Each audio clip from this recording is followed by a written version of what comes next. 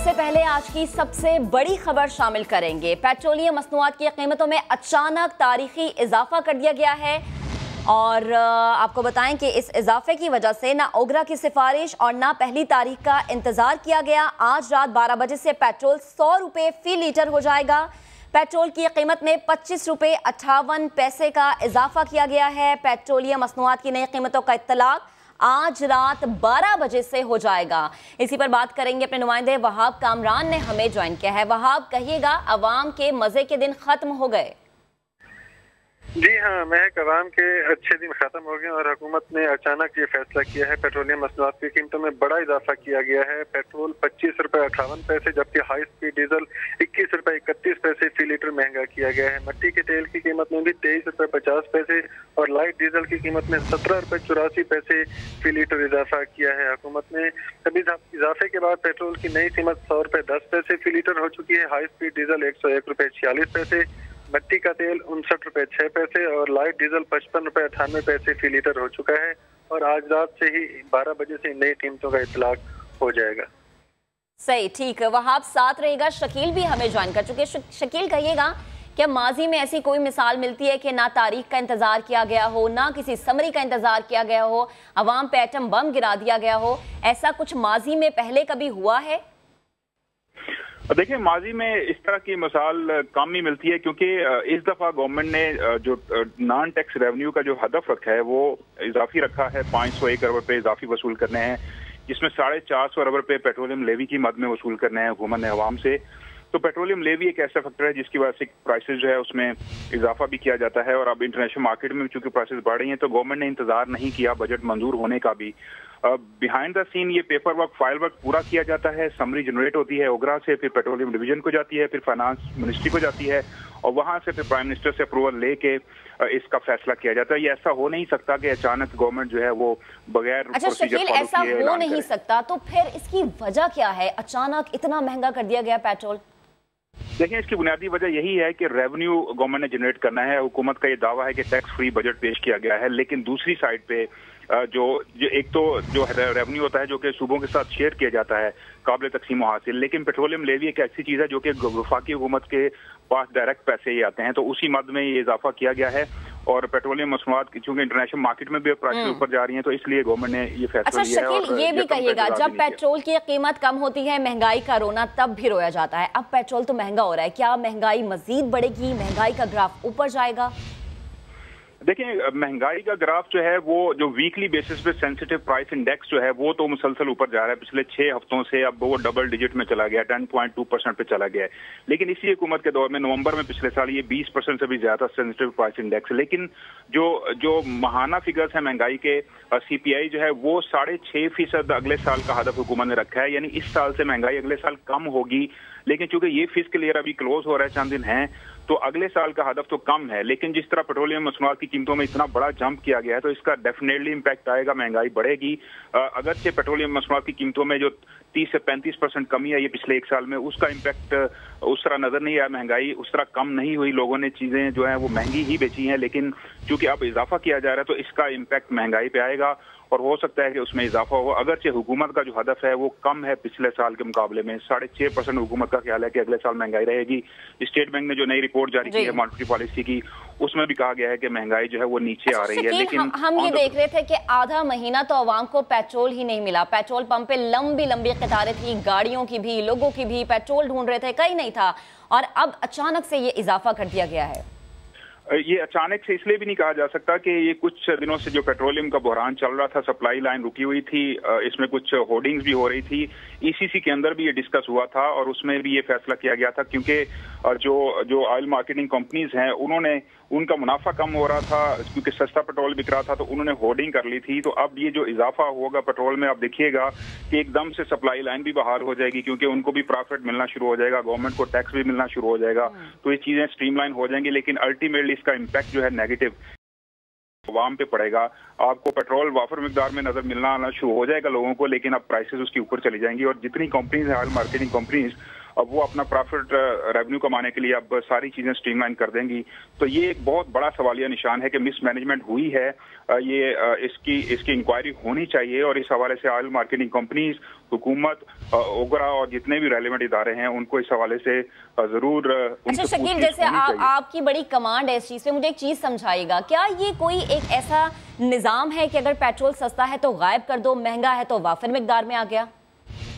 जी बिल्कुल, इस हवाले से जो रिपोर्ट भी आई है रिसेंटली उसमें भी इस चीज का जिक्र है और ऑफिशियली इसकी बात का ऐलान किया गया है कि ऑयल मार्केटिंग कंपनीज जो हैं और जो पेट्रोलियम की जो कंपनीज हैं, पेट्रोल पंप्स हैं, उन्होंने इसकी होर्डिंग की है, जखीरा किया गया है और इस हवाले से ऑफिशियली रिपोर्ट भी जारी की गई तहकीकात के बाद। और अब देखें कि इजाफा हुआ है इसमें, अचानक आज किया गया है। तो अब ये तमाम जो पेट्रोल पंप्स हैं, ऑयल मार्केटिंग कंपनीज हैं, उनकी तरफ से अब किसी किस्म की प्रॉब्लम नहीं आएगी क्योंकि उनको अब पूरा मुनाफा मिलेगा और अवाम पर बोझ इसका पड़ेगा। और हुकूमत की जानिब से भी जो डिसीजन लिया गया है उसमें डेफिनेटली पेट्रोलियम लेवी जो है वो 30 रुपए फी लीटर जो है वो चार्ज की जा रही है पेट्रोल और डीजल के ऊपर, और बाकी जो मसनूआत हैं उनके ऊपर भी पेट्रोलियम लेवी में इजाफा किया गया। अवाम का मफाद कहाँ गया? हम देखते हैं कि अवाम को तो रिलीफ देने की बातें होती हैं, वो बातें कहाँ गई? वो बातें सिर्फ बातें, दावे, महज दावे।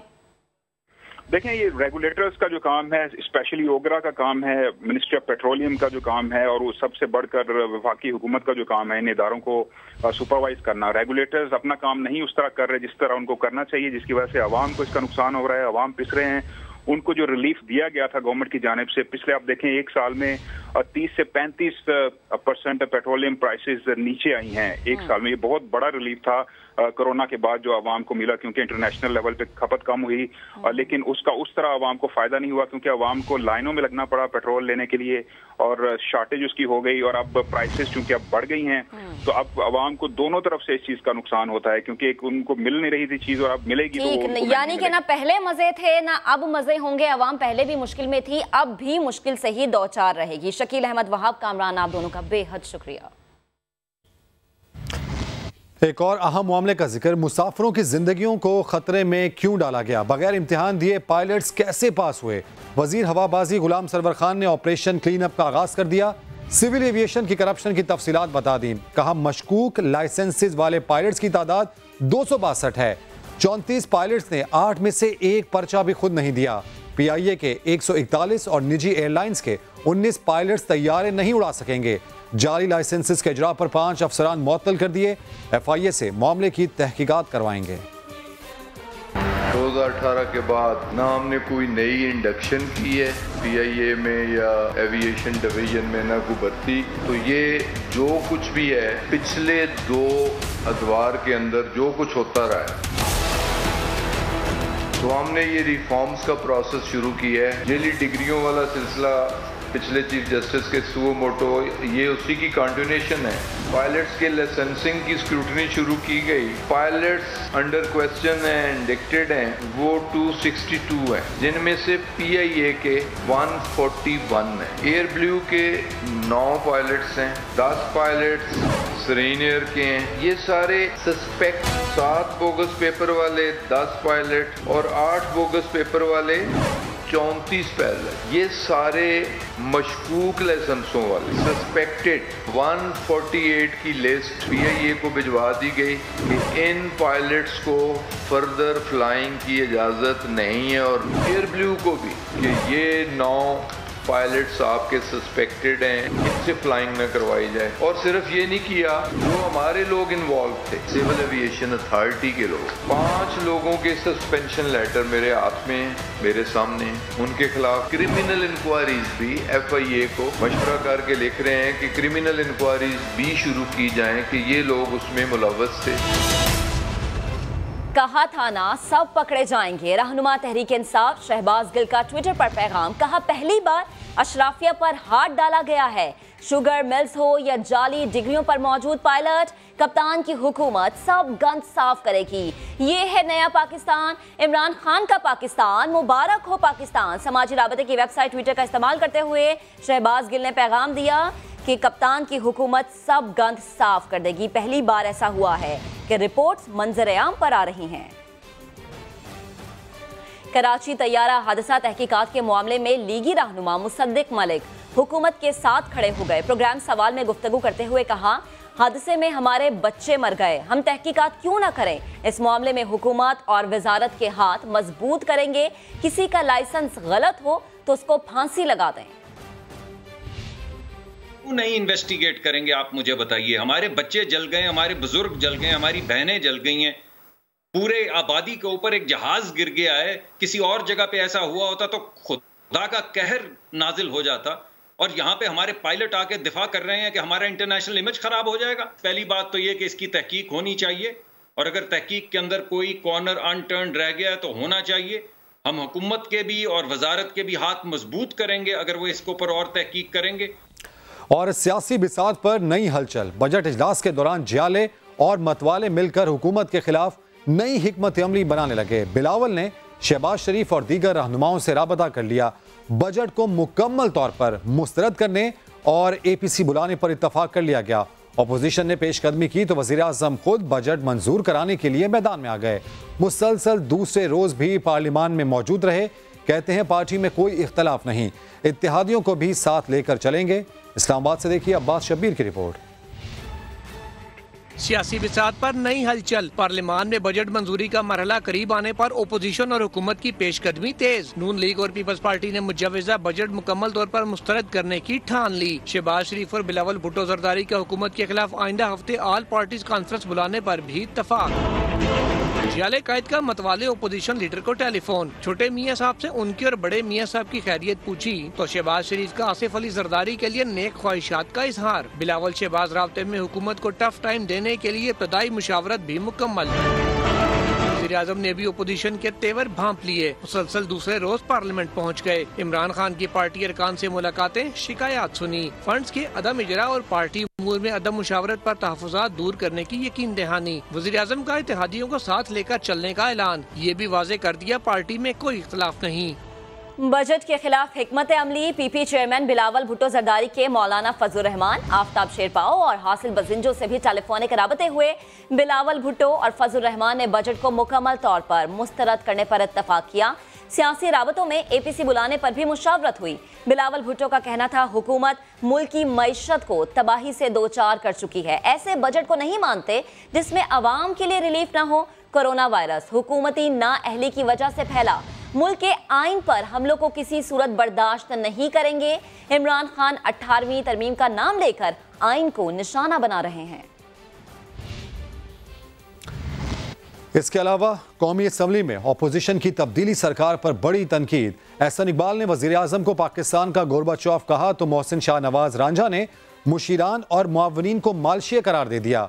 हुकूमती अरकान का शदीद एहतजाज। वज़ीर तालीम शफकत महमूद ने मुल्क भर के लिए यकसा निज़ाम तालीम की बात करते हुए तस्लीम किया कि सरकारी स्कूलों से पढ़ने वालों की तो सरकारी निज़ाम में जगह ही नहीं बनती। इस्लामाबाद से उस्मान खान की रिपोर्ट। कौमी असम्बली में वफाकी वजीर शफकत महमूद ने तालीम से मुतालिक अपोजिशन की कटौती तहरीक मुस्तरद कर दी। बोले हुकूमत नया तालीमी निज़ाम ला रही है क्योंकि मौजूदा सिस्टम ने तो कौम को तकसीम करके रख दिया। हमारा सरकारी निज़ाम, सरकारी इम्तिहानात, FPSC के एग्जाम्स, हमारा अदालती निज़ाम, हमारा कॉरपोरेट निज़ाम अंग्रेजी बेस, तो उससे हुआ क्या? सरकारी स्कूलों में मैट्रिक करके आते थे, उनके लिए उस हद तक पहुंचना जो था मुश्किल हो गया। मदारिस के बच्चे थे, उनकी तो सर्टिफिकेशन कोई बोर्ड रिकॉग्नाइज ही नहीं करता था। कोरोना पर बात करते हुए जियाली रुकन शाहिदा रहमानी आबदीदा बोली उनके वालिद को कुछ हुआ तो मुकदमा इमरान खान पर दर्ज कराएंगी। मेरा बाप वेंटिलेटर पर है, अगर उसका कातिल होगा तो वो इमरान खान होगा। इस कोविड की वजह से इसका जिम्मेदार इमरान खान है।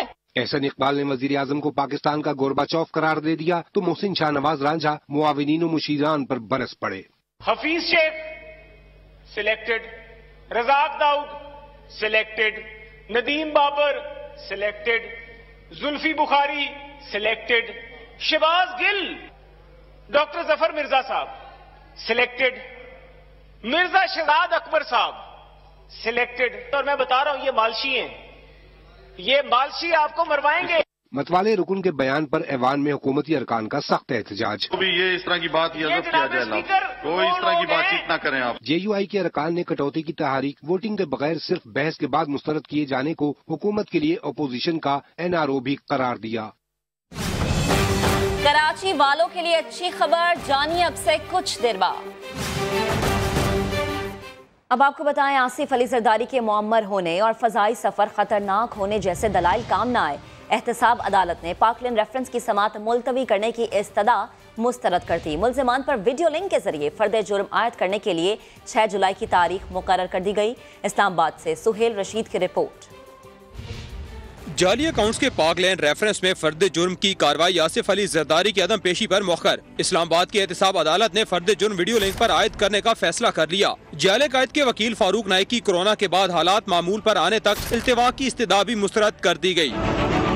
एहतसाब अदालत में ख्वाजा अनवर मजीद की पहली हाजिरी। कराची के अस्पताल से वीडियो लिंक पर पेश हुए, जबकि फारूक एच नाइक ने आसिफ जरदारी की हाजिरी से मजीद एक इस्तिस्ना की दरखास्त दायर कर दी। कहा, यूसुफ रजा गिलानी अदालत पेश हुए, इन्हें कोरोना हो गया। आसिफ जरदारी की उम्र ज्यादा है, इनको कोरोना का खतरा, सफर करना भी मुश्किल है। हाजिरी में PIA को भी रुकावट करार दे दिया। बोले, कराची हादसे की रिपोर्ट आ गई, पायलट्स की डिग्री अभी जाली निकल रही है। अब तो कौमी एयरलाइन से सफर से घबराहट होती है, जबकि गैर मुल्की एयरलाइंस का ऑपरेशन मुअत्तल है। जज आजम खान फारूक नाइक के दलाल से गैर मुतमईन। सवाल उठाया, आप भी तो पेश हो रहे हैं, क्या आपको जिंदगी प्यारी नहीं? अदालत ने नैब को मुल्ज़मान की वीडियो लिंक पर हाजिरी यकीनी बनाने के इंतजामात की हिदायत कर दी। फर्द जुर्म की कार्रवाई अब 6 जुलाई को होगी।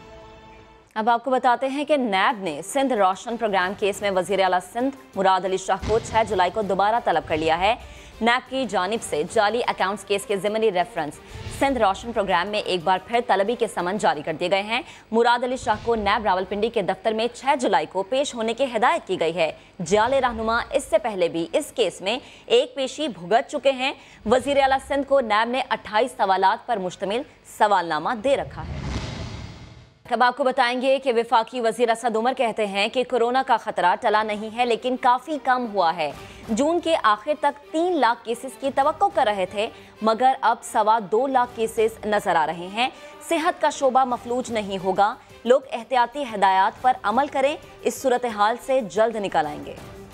एक्शन दी थी उसके मुताबिक हम 3 लाख तक पॉजिटिव केसेस कोरोना के देख सकते थे। आज जो हमने सूरत हाल देखी है, लगता ये है कि ये नंबर जो है वो 2.25 लाख या उससे ज़रा कम हमें नज़र आएगा 30 जून को। ये ज़ाहिर साबित होता है कि अगर हम सही काम करें तो फैलाव को रोकने के अंदर खातिर खा कामयाबी हो सकती है। लोगों ने भी ज़्यादा एहतियात करनी शुरू की और उसकी वजह से हमें जितनी खतरनाक फैलाव हो सकता था उसमें बेहतरी नजर आई। नहीं कह रहे कि खतरा टल चुका है, लेकिन जिस तरीके से हमने ये वक्त गुजारा है, इंशाअल्लाह ताला इसी तरीके आगे बेहतरी आती रहेगी। जो कैपेसिटी है, हमारे सलाहियत है सेहत के निज़ाम की, उसमें इजाफा किया जा रहा है। और दूसरी तरफ ये हिफाजती तदाबीर और जो इक़दामात हैं, इंतज़ामी इक़दामात हैं, उनसे ये सूरत हाल अल्लाह के फजल से ऐसी हमें नहीं नज़र आ रही कि हमें सेहत का निज़ाम मफलूज होता हुआ नजर आए। कोरोना की टेस्टिंग कम करने पर विफाक को तनकीद का निशाना बनाते हुए बख्तावर भुट्टो हकाइक नजरअंदाज कर गई। सिंध हुकूमत ने खुद कोरोना के टेस्ट 50% से भी ज्यादा कम कर दिए। वजीर आला सिंध मुराद अली शाह का कहना है कि असल वजह जानने के लिए खोज लगा रहे हैं। संजय साधवानी रिपोर्ट करेंगे। कौवा चला हंस की चाल, अपनी भी भूल गया। विफाक पर कड़ी तनकीद करते हुए बख्तावर भुट्टो ने टेस्टिंग कम करने को मुजरिमाना गफलत करार दिया। इल्जाम लगाया कि कम टेस्ट करके ये साबित करने की कोशिश की जा रही है कि मुल्क में कोरोना कम होने लगा है, मगर ये क्या? पहला दिन था 26 फरवरी 2020, 80 टेस्ट की कैपेसिटी थी। आज हम 13-14 हज़ार पे हैं। पिछले कुछ दिनों से टेस्ट कम हो रहे हैं और उसको हम देख रहे हैं कि क्या इश्यूज हैं। कुछ हमारे जो लोग हैं वो कोविड पॉजिटिव हो गए, इस वजह से हमारे पास टीम्स की कमी हो रही है, बट वी आर वर्किंग। जाली सरकार ने खुद उल्टी छलांग लगा ली। 50% कोरोना टेस्ट कम किए जा रहे हैं।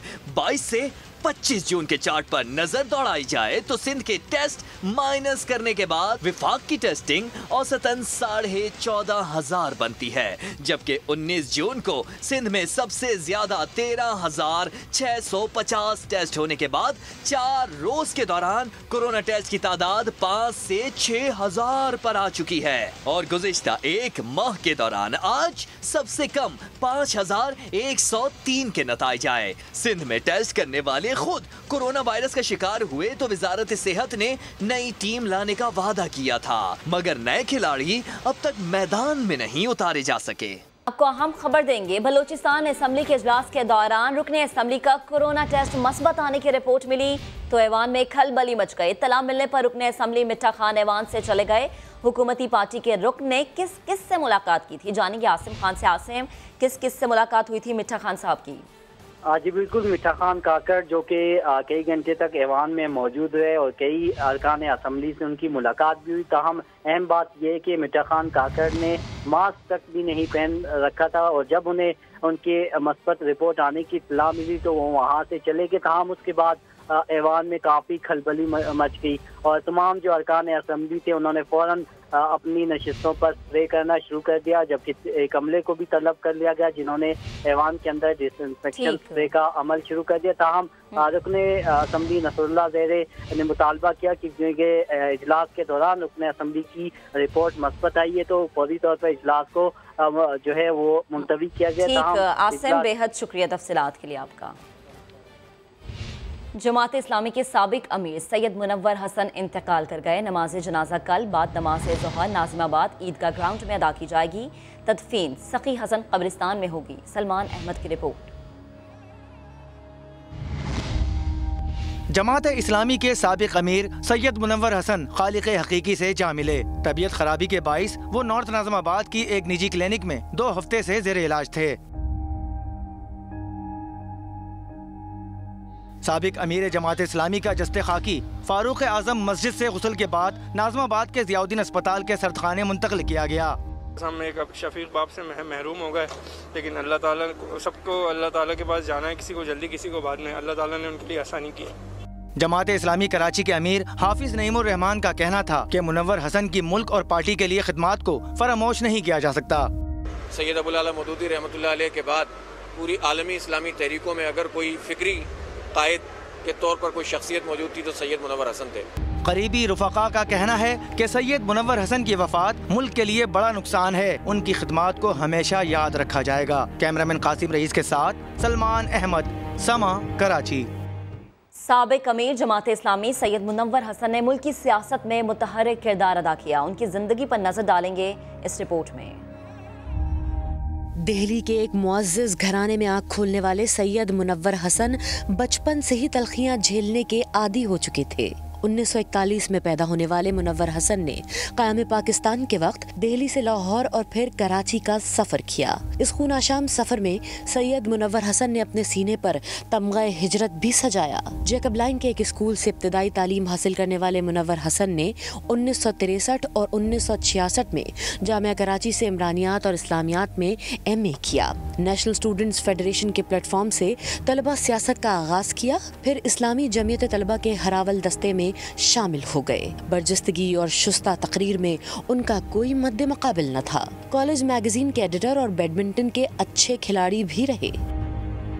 27 दिसंबर 1964 के सालाना इज्तिमा में उन्हें इस्लामी जमीयत तलबा का नाज़िम आला मुंतखब किया गया। 1968 में जमात इस्लामी पाकिस्तान में शमूलियत इख्तियार की। कराची के डिप्टी सेक्रेटरी जनरल और नायब अमीर रहे। मरकजी मजलिस शूरा और मजलिस आमला के भी रुकन मुंतखब हुए। 1977 के आम इंतखाबात में पीपल्स पार्टी के उम्मीदवार जमीलुद्दीन आली का मुकाबला किया और कौमी असम्बली के रुकन मुंतखब हुए। मुल्क भर में सबसे ज्यादा वोट लेने का एजाज भी उन्हीं को हासिल हुआ। 1977 में तहरीक निज़ाम मुस्तफ़ा को कराची में मुनज़्ज़म किया। इस्लामिक रिसर्च अकेडमी कराची के डायरेक्टर भी रहे। उनकी निगरानी में इस अकेडमी ने 70 से ज़्यादा इल्मी कुतुब शाया की। 1989 से 91 तक कराची के अमीर रहे। सन 92 में जमात इस्लामी पाकिस्तान के डिप्टी सेक्रेटरी जनरल बना दिए गए। सैयद मुनव्वर हसन 2009 में भारी अक्सरियत से जमात इस्लामी के चौथे अमीर मुकर्रर हुए और 2014 तक इस मनसब पर फाइज रहे। आगे बढ़ते हैं। कोरोना को शिकस्त देने के बाद वजीर रेलवे शेख रशीद अहमद की पहली न्यूज़ कॉन्फ्रेंस अवाम को खबरदार कर दिया कि कोरोना कोई वहम या अफवाह नहीं है, इन्हें देखें और इबरत हासिल करें। 21 दिन अस्पताल में रहा, तिया पांचा हो गया। रेलवे में मेरिट पर 1 लाख नौकरियां देने का ऐलान भी कर दिया। मजीद कहा कि हुकूमत और अपोजिशन में बेहतर रास्ते बनने जा रहे हैं। सारा निज़ाम बदल देंगे रेलवे का। ये लोग जो कब्जा ग्रुप आके बढ़ जाते हैं, अंदर रिटायर होते हैं, और तो एक नया निज़ाम रेलवे में लाएंगे, मेरिट का निज़ाम, और 1 लाख नौकरियों का मैं ऐलान कर रहा हूँ। जो असल काम मैंने किया 16 साल पहले के ML1 पे दस्तखत किए, और मैं अल्लाह के सामने ये कहता हूँ कि इसको हकीकत अल्लाह ने मेरी जिंदगी में इमरान खान और कामर जावेद बाजवा की शक्ल में दी। चीन हमारा आजमूदा दोस्त है और पाकिस्तान की कौम लम्हा ब लम्हा चीन के साथ खड़ी है, और जो कुछ कश्मीर में हो रहा है उसकी हम पुरजोर मजम्मत करते हैं। हिंदुस्तान में इतनी सख्त नहीं है कि वो मजीद कोई मुसीबत अपने गले ले सके। अगर हम अपनी पार्टी के अपने गंदे कपड़े टीवी पे धोएंगे तो हमें तो अपोजिशन की जरूरत ही नहीं, हम खुद ही काफ़ी हैं अपनी मुखालफत करने के लिए। इमरान खान टाइम पूरा करेगा इंशाअल्लाह ताला। हस्ते इख्तलाफ और हुक्मरानों के दरमियान बेहतर रास्ते बनने जा रहे हैं। ये मुल्क अब अफोर्ड ही नहीं कर सकता कि लड़ाइयाँ बढ़ें। चीनी चोर आटा चोरों का घेराव होना चाहिए। कोरोना चला, जो 14-15 हज़ार रुपये का टीका था हमने 2-2 लाख का बेचा है। मुसलमान है। अभी आपको अहम खबर देंगे। पाकिस्तान तहरीक इंसाफ के हम ख्याल गिरोह की मुआविन खुसूसी जुल्फी बुखारी से खुफिया मुलाकात हुई है। मुलाकात में जुल्फी बुखारी को नाराज ग्रुप ने अपने तहफ्फुज़ात से आगाह किया है। इसी पर बात करेंगे नुमाइंदे खुसूसी नईम अशरफ भट्ट ने हमें ज्वाइन किया। नईम बताएगा ये मुलाकात कब हुई थी, क्या है अंदर की खबर, कौन से तहफ्फुज़ात थे जिनसे आगाह किया गया? जी महक, तकरीबन 10 रोज़ पहले ये मुलाकात हुई थी।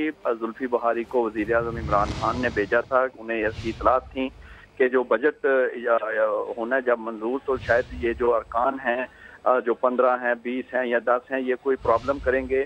तो जुल्फी बुखारी आए, जब इनसे मुलाकात की तो इन्होंने बिल्कुल सीधा कहा कि हम तो बिल्कुल नाराज़ नहीं हैं, आपको इतलात और वज़ीर आज़म को गलत इतलात पहुँचाई जा रही हैं। हमें कोई अगर कोई रिजर्वेशन है तो वो हमारी वज़ीर आला लेवल पर हल हो रही हैं, और तकरीबन आए रोज़ ही इनमें से कुछ अरकान जो हैं वो वज़ीर आला से मिल रहे हैं। जुल्फी बुखारी को जब इन्होंने यकीन दिलाया और फिर उसके बाद बजट भी मंजूर इन्होंने करवाया, ये उस्मान बुज़दार से मिल भी रहे हैं। और आपको याद है कि 6 माह पहले जब ये नाराज़ थे, असल में वाकई नाराज़ थे, और ये 20 अरकान थे, उस वक्त तमा ने ही इनका बताया था कि ये ग्रुप है ऐसा। फिर बाद में ये हम ख्याल हो गए और अब 6 अरकान इनको छोड़ गए हैं, ये पीछे 14 रह गए। उनमें भी अगर किसी एक को कोई तकलीफ होती है तो वो सबका नाम लेता है। अब यानी ये पर्सनल मैटर हो गया है, ये ग्रुप की हद तक इतना नहीं रहा, क्योंकि जब ये वजीर आला से जब भी मिलते हैं उन्हें इत्मीनान का इजहार करते हैं और उन्हें कहते हैं हम नाराज नहीं। और आज समा से बात करते हुए इनके जो रूए रवा हैं शहाबुद्दीन, उन्होंने ये तस्लीम किया है कि बिल्कुल वो उनका ग्रुप नाराज नहीं, बल्कि उनके ग्रुप को नाराज ना कहा जाए, उससे मिसअंडरस्टैंडिंग होती है। ये चंद हम लोग हैं जो हम ख्याल हैं और आपस में हम बैठते हैं, मसाइल हम इकट्ठे वज़ीर आला तक पहुँचाते हैं, वो हल होते हैं। हम नाराज नहीं हैं। और जुल्फी बुखारी से मुलाकात की भी तस्दीक शहाबुद्दीन ने कर दी है कि जुल्फी बुखारी ठीक नाराज नहीं है, हम ख्याल हैं। बेहद शुक्रिया आपका नईम। अब आपको बताएं कि भारतीय वजारत खारजा के बयान पर पाकिस्तान ने सख्त रद्द अमल का इजहार किया है। पाकिस्तानी दफ्तर खारजा ने दहशत गर्दी के हवाले से भारतीय इल्ज़ामात मुस्तरद कर दिए। तर्जुमान का कहना है कि FATF ग्रे लिस्ट में पाकिस्तान की मुद्दत में तौसी की बात झूठ है। इसी पर बात करेंगे ब्यूरो चीफ इस्लामाबाद खालिद अजीम साहब ने हमें ज्वाइन किया। खालिद साहब कहिएगा तर्जुमान का मजीद क्या मौक़िफ़ था? भारत के झूठ का इससे अंदाजा लगाया जा सकता है कि वो एक ऐसे मामले को उठा रहा है जो कि जो हालिया इजलास था FATF का उसमें शामिल ही नहीं था। पाकिस्तान को अप्रैल के आखिर में आगाह कर दिया गया था कि कोरोना की वजह से जो जायजा लेने का अमल है उसको 4 महीने के लिए मौखर किया जा रहा है। इसका मतलब है कि वो मामला ऑटोमेटिकली अगस्त तक चला गया।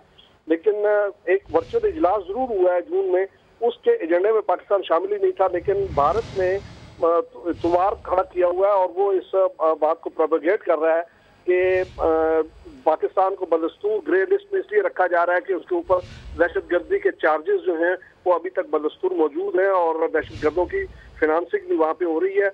और वो उसमें मुख्तलिफ किस्म की फैब्रिकेशन करके खुद ही उसका इजलास की एक सो कार्ड बता रहा है, जबकि पाकिस्तान का मामला सिरे से जून में होने वाले इजलास में एजेंडे पर ही नहीं था। इस बात की पाकिस्तान ने न सिर्फ ये तरदीद की है बल्कि उसका सख्त नोटिस देते हुए उसको मुस्तरद किया और ये कहा है कि दहशतगर्दी के हवाले से पाकिस्तान पे न तो कोई नए चार्जेस हैं और न कोई पुराने मामला जो हैं उनका किसी तौर पर जायजा लिया गया है।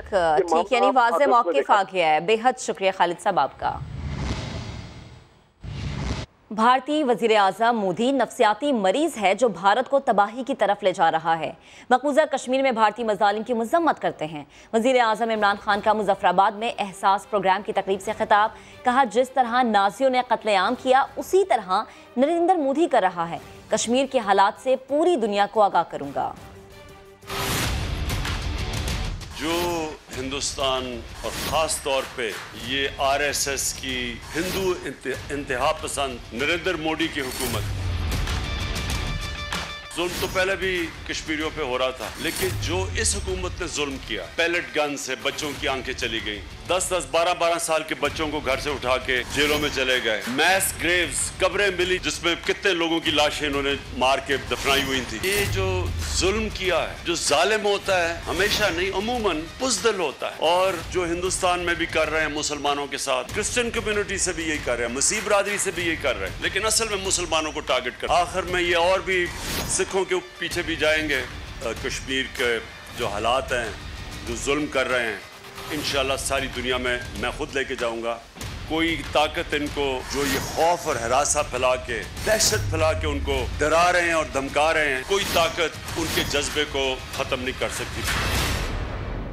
शहर कायद के मसाइल की बात करेंगे। कराची में बिजली की बदतरीन लोड शेडिंग ने अवाम की अजियत में बेपनाह इजाफा कर दिया है। शहरियों ने विफाक से के इलेक्ट्रिक को टेक ओवर करने का मुतालबा कर दिया। गवर्नर सिंध ने मुदाखलत की तो CEO के इलेक्ट्रिक मोनस अब्दुल्ला ने 2 दिन में लोड शेडिंग पर काबू पाने का यकीन दिला दिया।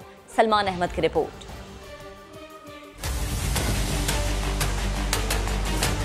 इलेक्ट्रिक वालों को तो बिल्कुल ही शर्म नहीं है कि कोई बीमार है, कोई मरीज है, रोडों पे आएंगे, डंडे लेके मारेंगे, इनकी गाड़ियां चलाएंगे, यही करेंगे और क्या करेंगे हम? गरक करो इनको, दफन करो इनको, खत्म करो इलेक्ट्रिक को, वफाक इसको अपने अंडर में ले और इसको खत्म करे।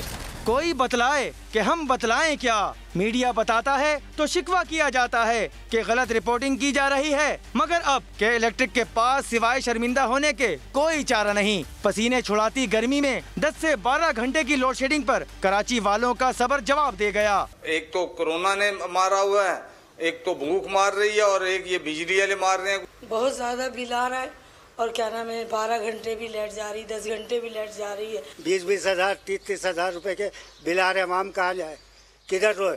और 12 घंटे की लोड शेडिंग होती है, अपने घर में भी नहीं रह सकते हैं, बाहर भी नहीं रह सकते। गुलिस्तान जौहर, सफूरा गोड, गुलशन इकबाल, लांडी, कोरंगी, नाजमाबाद, नॉर्थ नाजमाबाद, सुरजानी, औरंगी, बल्दिया टाउन, एक भी इलाका लोड शेडिंग के जुल्म से नहीं बचा हुआ। शहरियों के बिलबिलाने पर गवर्नर सिंध ने CEO के इलेक्ट्रिक मोनिस अब्दुल्ला अलवी को लाइन हाजिर किया तो उन्होंने 48 घंटों में लोड शेडिंग पर काबू पाने का यकीन दिलाया है। कैमरामैन कासिम रईस के साथ सलमान अहमद, समा, कराची।